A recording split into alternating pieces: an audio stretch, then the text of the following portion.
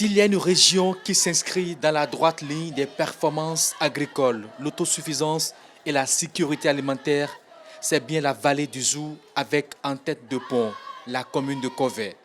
Une collectivité locale qui s'étend sur une superficie de 525 km² avec de vastes bas-fonds, un écosystème sur lequel se développe la spéculation riz. Kovey est d'ailleurs la troisième commune en matière de production du riz, une prouesse que son maire brandit fièrement, mais il voudrait plus pour accroître la plus-value pour le Bénin. Le riz produit à Kovey est exporté à l'état brut vers le Nigeria et ailleurs. Pour mettre fin à cet état de choses, il est indispensable d'installer une rizerie moderne dans la commune afin que ce riz soit traité sur place et labellisé. Patrice Talon félicite cette performance agricole. Mieux, il approuve cette demande du peuple agolin de Kovey.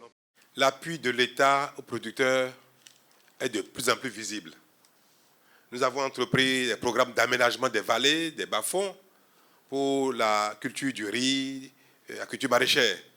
Et ici et là, on voit les effets.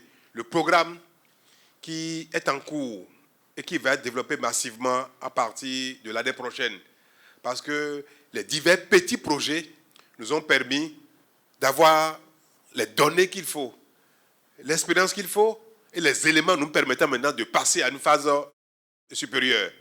Et pour ceux qui font le riz, ils verront bien que notre plan, c'est que le Bénin, d'ici 2022, produise plus d'1 million de tonnes. Nous sommes aujourd'hui à 400 et quelques mille tonnes, 408, 410 000 tonnes de riz. On va passer à 1 million de tonnes. Donc, tous ceux qui sont concernés verront qu'il y a un programme massif d'appui, d'aménagement des vallées, de fourniture de semences et de fourniture d'intrants en quantité suffisante, en qualité, dans les conditions de paiement les plus faciles pour multiplier par 2, par 3 le rendement et la productivité de nos producteurs dans ce domaine-là. Toute la commune de Kovey est admirative face aux grands changements constatés dans le pays. Elle se réjouit aussi de cette démarche du président de la République, une démarche qui la réconforte dans son choix il y a 5 ans.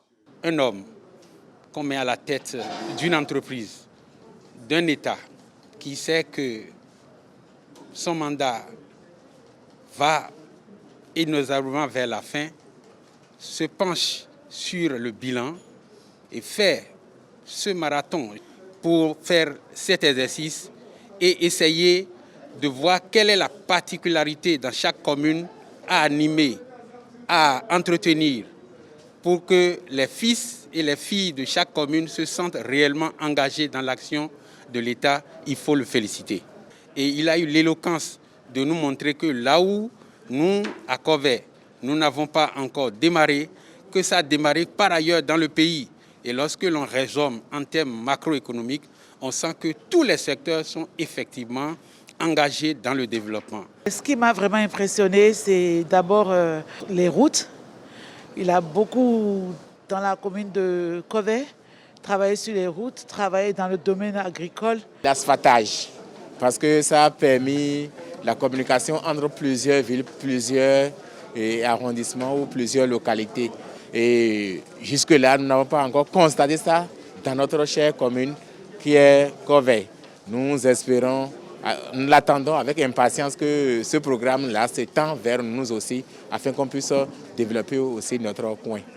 Patrice Talon voudrait voir ses concitoyens dans de meilleures conditions de vie, mais il conclut que seul le travail bien fait et la gestion rigoureuse des ressources publiques doivent guider nos actions.